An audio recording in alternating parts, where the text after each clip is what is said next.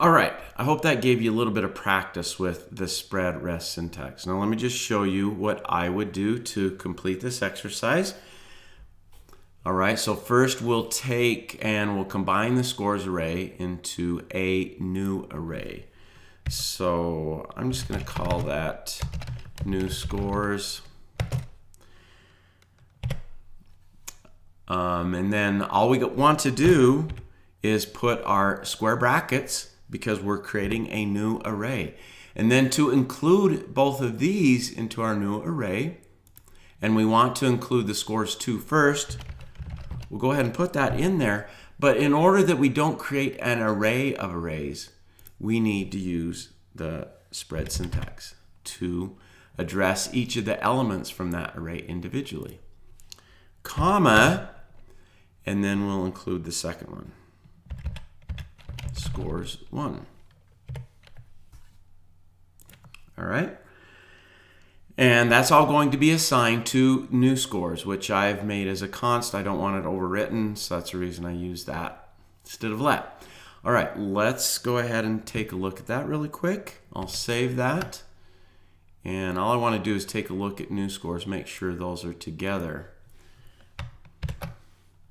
So new scores. And yeah, and we have the higher ones first, which was in the scores 2 array.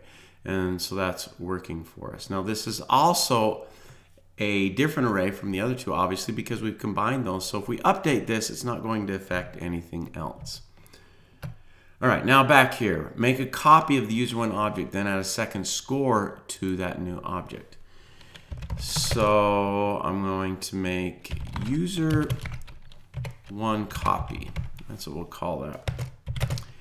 And pretty simple to go ahead and copy this. All we got to do is the curly braces, our spread operator, we're going to spread out that object, address each of the properties individually, user1. And since we have curly braces here, it's going to put all of those into a new object. Now, in order to see that it's not affecting our original object, I indicated that I wanted us to add a new score. So let's say score 2, and let's go ahead and set that 70. We did okay, but not great. All right, so save that, and we'll take a look at that now. Copy, and there we're seeing the second score. Score 2 is equal to 70. And let's just take a look at the user1, make sure we didn't change that. And we didn't. So that is an entirely different copy of that object that we can work with without making changes to the original. Something we do a lot in functional programming. Okay, finally, we're going to use the rest operator now. So we want to write a function that will accept any number of scores and return all those scores as an array. And we want to use the arrow syntax for that. And this particular function I'm going to write, it's going to be a single line. It's pretty simple to do this once you know this syntax. So let's go ahead and set that up. Const, I'm going to call it gather, gather scores. What I'm going to call it. Set that equal to, set up my arrow function here first. Now, we don't know how many are going to be passed in here, so we want to use the rest operator, or the rest syntax, I should say, to gather those into an array, and we're going to call that args.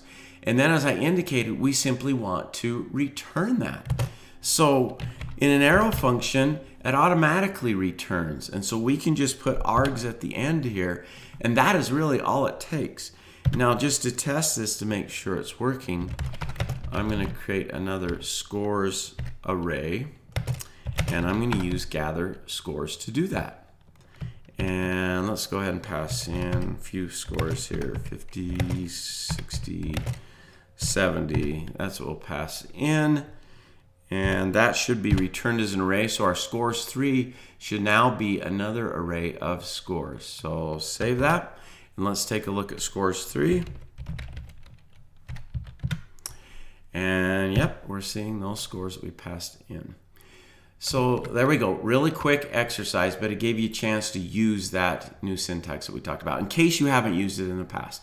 All right, let's move on.